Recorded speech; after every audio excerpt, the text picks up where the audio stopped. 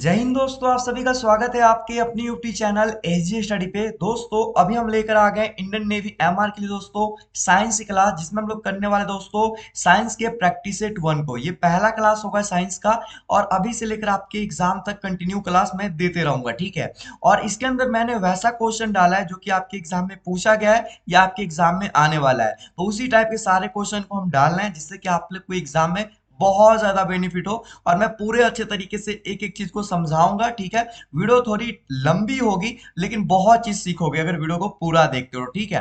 तो चलिए सबसे पहला क्वेश्चन की ओर बढ़ेंगे और इस वीडियो को अपने दोस्तों के साथ शेयर कर दीजिएगा, जिससे कि वो अगर तैयारी नहीं करे तो वो अपना तैयारी शुरू कर दे। पहला क्वेश्चन है कि नींबू में कौन सा अम्ल पाया जाता है। अगर किसी भी क्वेश्चन का आंसर आप लोग जानते हो तो उसका आंसर सबसे पहले आप लोग कमेंट सेक्शन में कमेंट करके दीजिएगा और अंत में आप लोग अपना स्कोर भी जरूर बताइएगा कि 10 में आप लोग का कितना सही होता है, क्योंकि नेवी एमआर के एग्जाम में 10 से 11 या 12 क्वेश्चन होंगे आप लोग के साइंस के, ठीक है। तो सबसे पहला क्वेश्चन देखिए, इसका राइट जो आंसर होगा वो क्या होगा। तो नींबू में जो अम्ल पाया जाए दोस्तों वो हो जाएगा ऑप्शन नंबर बी, साइट्रिक अम्ल, ठीक है। नींबू में जो अम्ल पाया जाता है वो साइट्रिक अम्ल पाया जाता है, तो इस बात को याद रखिएगा। बाकी यहाँ पर एक और चीज यहाँ पर देखिए कि जो सबसे पहले देखिएगा, जो अम्ल होता है ना वो दो प्रकार के होते हैं, एक होता है कार्बनिक अम्ल और दूसरा होता है अकार्बनिक अम्ल होते हैं, ठीक है। इस बात को आप लोग याद रखिएगा। सबसे पहले यहाँ पर देखिए फॉर्मिक एसिड है, ठीक है। तो फॉर्मिक एसिड किस किस के अंदर पाया जाता है, ठीक है, आप लोग से पूछ दिया जाए तो इस बात को आप लोग को यहाँ पर ध्यान रखना है और नोट करना है आप लोग को। और यहाँ पर सबसे पहले मधुमक्खियां, ठीक है, क्या होगा, मधुमक्खियां की जो होती है ना, मधुमक्खियां जो होती है उसके डंक में, मधुमक्खियां के डंक और चींटी के डंक, ठीक है, चींटी के डंक में ये क्या पाई जाती है दोस्तों, ये फॉर्मिक एसिड पाया जाता है, ठीक है। उसके बाद बात करते हैं तो साइट्रिक एसिड नींबू में पाया जाता है, ये चीज आप लोग को पता हो गया, ठीक है। और उसके अलावा आंवला जो होता है ना, इसके अलावा साइट्रिक एसिड जो होता है आंवला उसमें भी पाया जाता है, तो ये भी आप लोग याद रखना। उसका लैक्टिक अम्ल पूछा जाए तो लैक्टिक अम्ल जो पाया जाता है दोस्तों दही में पाया जाता है, इसको याद रखना है। उसके बाद टार्टिक एसिड जो है दोस्तों वो किसमें पाया जाता है, तो अंगूर, ठीक है, किसमें, अंगूर और इमली में पाया जाता है। तो इस चीज को आप लोगों को नोट करना है और याद करते चलना है, अगर कुछ भी पूछ दे आपसे तो आपको दिक्कत नहीं होगा, ठीक है। चलिए दूसरा क्वेश्चन की ओर बढ़ेंगे। दूसरा सवाल देखिए क्या कह रहा है। दूसरा सवाल कह रहा है कि पुतली का आकार डैश के द्वारा नियंत्रित होता है। पुतली का जो आकार है कभी छोटा होता है कभी बड़ा होता है, वो किसके नियंत्रित होता है। तो दो का जो राइट आंसर हो जाएगा मेरे भाई वो हो जाएगा ऑप्शन नंबर बी हो जाएगा दोस्तों, परितालिका, ठीक है, क्या होगा, परितालिका। परितालिका जो है ना एक गहरा पेशीय मध्यपट है जो पुतली को आकार का क्या करता है, नियंत्रित करता है, ठीक है। तो इस बात को आप लोग को ध्यान रखना है।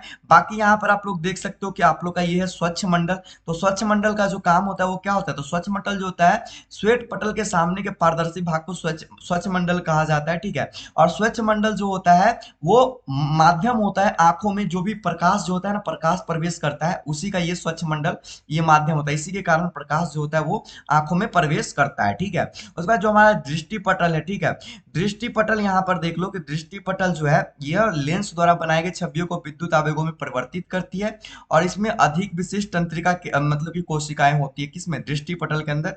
बाकी तो लेंस के बारे में आप लोगों को सबको पता होगा मेरे भाई कि पुतली के पीछे जो एक पारदर्शी संरचना होती है उसी को हम लोग लेंस बोलते हैं। चलिए अगला क्वेश्चन की ओर बढ़ेंगे और अगला क्वेश्चन 3 नंबर आप लोग ध्यान से देखना क्या कह रहा है। ऊष्मा का एसआई मात्रक क्या है। बहुत बार रिपीटेड क्वेश्चन है आपकी नेवी एमआर एसएसआर एग्जाम के अंदर, ठीक है। तो इसका जो राइट आंसर हो जाएगा वो क्या होगा, तो इसका राइट आंसर हो जाएगा दोस्तों ऑप्शन नंबर ए हो जाएगा, जूल हो जाएगा, ठीक है। ऊष्मा का जो एसआई इकाई जो है ना वो जूल है, आप लोग को याद रखना है। उसके अलावा और भी चीज आप लोग याद रख सकते हो, जैसे डिग्री सेल्सियस जो हो गया वो किसका हो जाएगा, तो वो हो जाएगा टेम्परेचर का हो जाता है, ठीक है, टेम्परेचर यानी कि तापमान का हो जाएगा, ये हो जाएगा, ठीक है। उसका सेकेंड का क्या हो जाएगा, समय हो जाएगा, समय का इकाई क्या होता है, सेकेंड होता है। कैंडला क्या हो जाएगा, ज्योति तीव्रता का, किसका, ज्योति तीव्रता का हो जाएगा। तो आप लोग को याद रखना है ज्योति तीव्रता का एसआई मात्रक, कैंडला समय का, सेकेंड तापमान टेम्परेचर का डिग्री सेल्सियस और उष्मा का क्या हो जाएगा, जूल। तो ये सबको आप लोग को याद रखना है, बहुत इंपॉर्टेंट है आपके एग्जाम के लिए, ठीक है। और बहुतों बार पूछ भी दिया जाता है तो इसको याद रखना, ठीक है। चलिए अगला क्वेश्चन की ओर बढ़ते हैं। 4 नंबर सवाल देखो, निम्नलिखित में से कौन सी नलिका जो है हृदय से निकलती है और शरीर के विभिन्न अंगों में रक्त संचारित जो है करती है, ठीक है।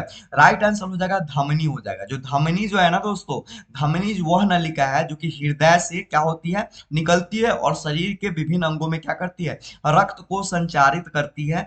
तो आप लोग को यहाँ पर ध्यान देना है, ठीक है। धमनियां जो होती है ऑक्सीजन और पोषक तत्व को आपको जो आपके जो हृदय होता है ना, आपके हृदय में उत्तकों के माध्यम से वो क्या करती है, मतलब कि वहां तक ले जाती है। और धमनियां महाधमनी से शुरू होती है, जो कि हृदय से निकलने वाली बड़ी धमनियां होती है, ठीक है।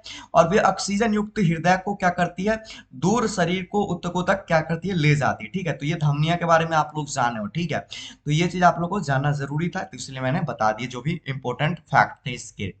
अब चलो यहाँ पर देखो कि अगला सवाल जो आप लोगों को कह रहा है कि निम्नलिखित में से कौन सा रासायनिक परिवर्तन नहीं है, ठीक है। तो ये बताना है। तो इसमें से 3 जो होगा वो रासायनिक परिवर्तन होगा और 1 जो होगा रासायनिक परिवर्तन नहीं होगा।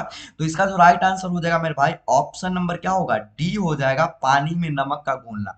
ये जो है रासायनिक परिवर्तन नहीं है, ये एक क्या है, भौतिक परिवर्तन है। देखो परिवर्तन दो तरह से होगा, एक तो रासायनिक परिवर्तन होगा, एक होगा भौतिक परिवर्तन। दोनों के बारे में जानते हैं कि रासायनिक परिवर्तन और जो भौतिक परिवर्तन है मेरे भाई, वो आखिर में होता क्या है, ठीक है, उसके बारे में जानते हैं, ठीक है। तो सबसे पहले जानो कि रासायनिक परिवर्तन क्या है, ठीक है।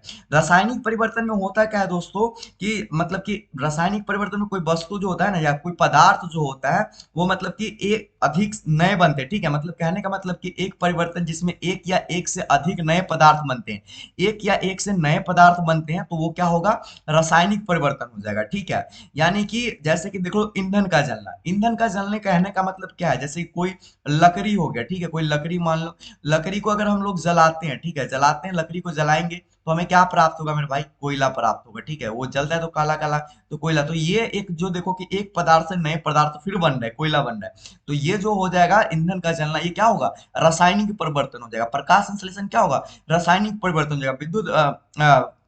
विद्युत लयन क्या, पानी का विद्युत लयन क्या हो जाएगा, रासायनिक परिवर्तन है। लेकिन पानी में नमक घुलना क्या हो गया, मतलब कि वो हो जाएगा क्या चीज दोस्त, वो हो जाएगा हमारा यहाँ पर भौतिक परिवर्तन हो जाएगा, ठीक है। अब देखो कि भौतिक परिवर्तन आखिर में होता क्या है, ठीक है। तो देखो भौतिक परिवर्तन में जो होता है ना, कोई भी नया पदार्थ नहीं बनता है, वह परिवर्तन जिसमें कोई पदार्थ अपने भौतिक गुणों में परिवर्तन से तो गुजरता है, लेकिन भौतिक वही भौतिक परिवर्तन करता है, कहलाता है। इसमें कोई नया पदार्थ नहीं बनता, ठीक है, इसमें भौतिक परिवर्तन में। जैसे कि पानी में नमक घोले तो कोई कुछ नया बन रहा है, नहीं, उसी में क्या हो रहा है, मतलब कि उसी उसी चीज से गुजर रहा है, लेकिन कुछ नया चीज नहीं बना रहा है। तो इसीलिए क्या होगा, पानी में घोलना क्या हो जाएगा, वो हो जाएगा क्या दोस्तों, मतलब कि भौतिक परिवर्तन हो जाएगा, ठीक है। पानी में नमक को घोलना, ठीक है, पानी उबलना, पानी पिघलना, ठीक है, ये सब क्या हो जाएगा मेरे भाई, भौतिक परिवर्तन हो जाएगा। आई होप कि रासायनिक परिवर्तन और भौतिक परिवर्तन किसे कहते हैं, अगर आप कोई भी ऑप्शन अगर आप लोग देता है तो आप लोग को उसको समझ के आप लोग कर सकते हो। रासायनिक परिवर्तन में एक नया पदार्थ बनेगा, जबकि भौतिक परिवर्तन में कोई पदार्थ नहीं बनता है, वो अपने ही क्या करता है कि मतलब वही मतलब कि कंडीशन में रहता है, और उसी कंडीशन में थोड़ा चेंजेस होते हैं और कुछ नहीं होता है, ठीक है। तो ये चीज आप लोग समझ गया होगे। चलिए अगला सवाल की ओर बढ़ते हैं। अगला सवाल 6 नंबर देखिए, प्लास्टर ऑफ पेरिस का पूछा है कि रासायनिक सूत्र क्या होगा। रासायनिक सूत्र आप लोग जरूर याद करना मेरे भाई, बहुत बार आपके एग्जाम में ये क्वेश्चन पूछा गया है। राइट आंसर हो जाएगा दोस्तों ऑप्शन नंबर सी हो जाएगा, CaSO4 इंटू 1/2 H2O, यानी कि हाफ जल हो जाएगा, ठीक है। तो ये क्या होगा, प्लास्टर ऑफ पेरिस का रासायनिक सूत्र होता है। तो आप लोग याद रखिएगा, देखिए प्लास्टर ऑफ पेरिस जिसको कि शॉर्ट फॉर्म में POP, ठीक है, ये बोला जाता है। कभी कभी आप लोग से इसका फुल फॉर्म भी पूछ लिया जाएगा, POP का फुल फॉर्म क्या होता है, तो प्लास्टर ऑफ पेरिस होता है। आप लोग याद रखिएगा, ठीक है। देखो प्लास्टर ऑफ पेरिस जो है ना, मतलब कि ये फ्रांस की राजधानी पेरिस शहर में प्रचुर मात्रा में जिप्सम में पाया जाता है, ठीक है। तो ये वहीं से ज्यादा है। उसके बाद यहाँ पर आप लोग देख सकते हो कि जैसे कि प्लास्टर ऑफ पेरिस का जो मतलब कि यूज जो होता है वो कहाँ कहाँ पे होता है, तो वो चीज आप लोग समझना। जैसे कि मोल्डिंग हो गया, वेस्टिंग एजेंट हो गया, या कुछ भी घर में देखते हो कि सामान वामान लगता है, मोल्डिंग वोल्डिंग का काम होता है, तो उस सब चीज में क्या होता है कि इसका जो होता है वो काम होता है। बाकी जो भी प्लास्टर होता है ऑर्थोपेडिक्स में, जो प्लास्टर होता है उसमें ये लग जाता है, ठीक है। जो भी दांत वात अगर मतलब डॉक्टर भरता है तो उसके अंदर ये सब वर्क आता है, ठीक है। तो यही सब चीज है इसका यूज। बाकी देख लो कि प्लास्टर ऑफ पेरिस, ठीक है, प्लास्टर ऑफ पेरिस से ही क्या होता है, जिप्सम बनता है, ठीक है। तो अगर आप लोग से जिप्सम का सूत्र पूछे, जिप्सम का भी सूत्र बार बार पूछ दिया जाता है, तो जिप्सम का जो सूत्र हो जाएगा मेरे भाई, ये हो जाएगा ऑप्शन नंबर बी जो आप लोग को दिख रहा है, ये है जिप्सम का सूत्र, ठीक है। ये क्या है, जिप्सम का सूत्र है। तो आप लोग जरूर याद कर लेना मेरे भाई, ठीक है, ये आप लोग से एग्जाम में पूछा जाता है, ठीक है। तो CaSO4 इंटू 2H2O क्या हो जाएगा, जिप्सम का सूत्र। सूत्र, जबकि प्लास्टर ऑफ पेरिस का अगर पूछा जाए रासायनिक सूत्र तो CSO4 इंटू 1/2 H2O। ये दोनों इंपॉर्टेंट है आपके एग्जाम के लिए बहुत ज्यादा, आप लोग याद जरूर कर लेना, ठीक है।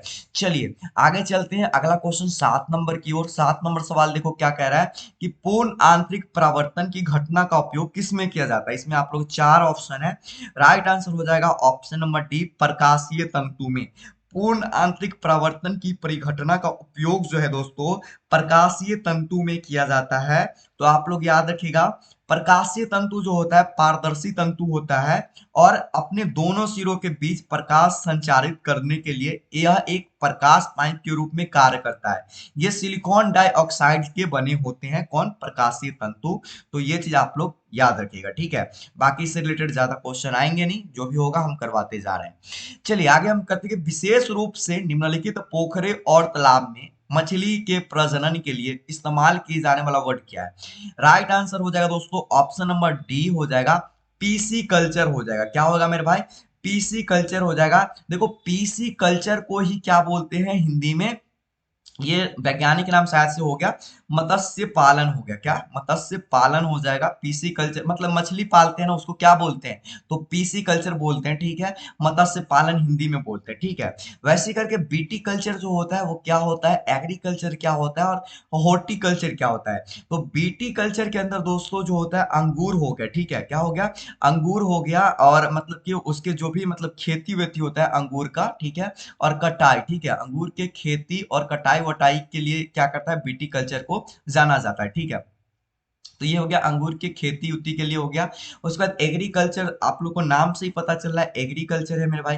तो एग्रीकल्चर जो हो जाएगा कृषि उद्योग के लिए, ठीक है, कृषि उद्योग के लिए एग्रीकल्चर हो जाता है। ये चीज आप लोग को पता होगा। बाकी हॉर्टिकल्चर के बारे में बात करते हैं, और एग्रीकल्चर के अंदर कौन होता है, पौधे और पशु को उत्पादन को तैयार करने के लिए मिट्टी उट्टी खेती, जो भी मतलब कृषि के रिलेटेड होता है वो सब चीज होता है इसके अंदर में। हॉर्टिकल्चर की बात करते हैं तो भोजन और सजावट के प्रयोग के लिए किया जाता है। पौधों की कृषि का रूप है एक तरह से, ठीक है। तो इसमें मतलब कि एक तरह से बोल सकते हैं इसमें इसको उद्यान, ठीक है, क्या उद्यान, उद्यान कृषि, ठीक है, क्या उद्यान कृषि के लिए ये क्या है, मतलब कि ये जाना जाता है कौन भाई, तो हॉर्टिकल्चर। तो ये सबके बारे में जाना। जबकि मत्स्य पालन जो बोलते हैं पीसी कल्चर, मछली उछली का मतलब कि पालन किया जाता है पोखरों में तालाब में रख के, ये बहुतों बार आपके एग्जाम में पूछा गया। वैसे करके आप लोगों से ये भी पूछा जा सकता है अंगूर की खेती और कटाई के लिए जो इस्तेमाल किया जाता है शब्द वो क्या होगा, तो विटिकल्चर। वैसे करके बहुत सारे क्वेश्चन इनसे बनते हैं, तो इसलिए मैंने सारा चीज आप लोग को बता दिया है। नौवां क्वेश्चन देखेंगे, नौवां क्वेश्चन देखिए क्या कह रहा है। नौवां क्वेश्चन यहाँ पर बोल रहा है कि किस पदार्थ में मुक्त डैश की उपस्थिति उसे विद्युत का संवाहक बनाती है, ठीक है, ये आप लोग से पूछा जा रहा है। तो इसका जो राइट आंसर हो जाएगा मेरे भाई ऑप्शन नंबर सी हो जाएगा, इलेक्ट्रॉन हो जाएगा। देखो किसी पदार्थ में मुक्त डैश की उपस्थिति उसे विद्युत का मतलब कि इलेक्ट्रॉन जो है, मुक्त इलेक्ट्रॉन की उपस्थिति उसे विद्युत का क्या बनाती है, संवाहक बनाती है। तो आप लोग को याद रखना है। बाकी आप लोग को बताना है इलेक्ट्रॉन, प्रोटॉन और न्यूट्रॉन का खोज जो है, तीनों का खोज जो है किसने किया है, ये चीज आप लोग को कमेंट करके बताना है, ठीक है। क्योंकि मैंने पिछले 2 जीके के क्लास में क्वेश्चन बताए थे, ठीक है, करके आप लोगों के कि तीनों का जो खोज है वो किसने किए थे और ट्रिक भी बताए थे, ठीक है।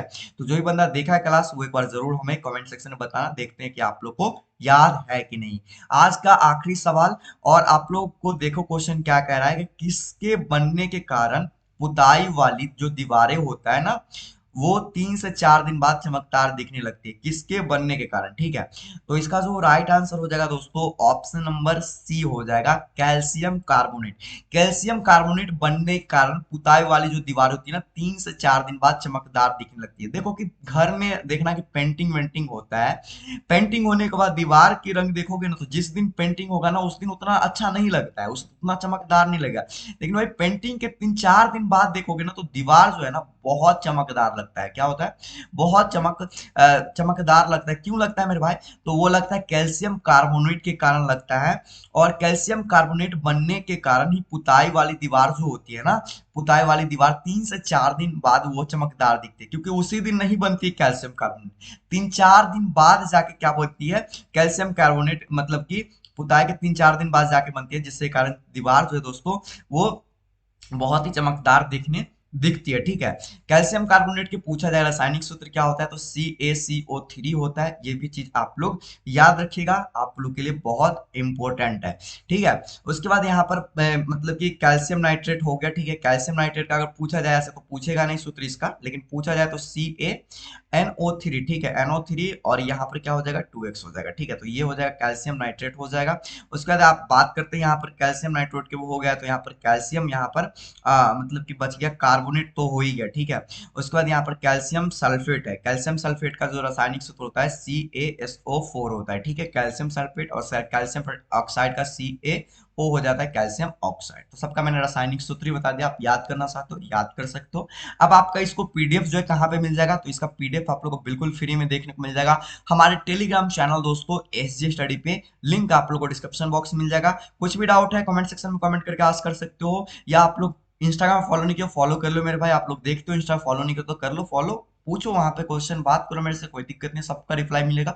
बाकी सेकंड चैनल को सब्सक्राइब नहीं किया तो सब्सक्राइब कर लो मेरे भाई, आप लोगों को शो हो रहा होगा यहाँ पे, आप लोग देख लो और सब्सक्राइब मारो फटाफट से, ठीक है। लिंक भी ऐसा डिस्क्रिप्शन बॉक्स में दे दूंगा। बाकी इस क्लास को अपने दोस्तों के साथ शेयर करना और बताना कि आज की ये क्लास आप लोगों को कैसा लगा। बाकी हम मिलते हैं दोस्तों एक और न्यू क्लास में, अच्छे क्लास लेकर, जिससे कि आप लोग को और भी एग्जाम की तैयारी बेहतर बन सके। तब तक के लिए दोस्तों जय हिंद, वंदे मातरम।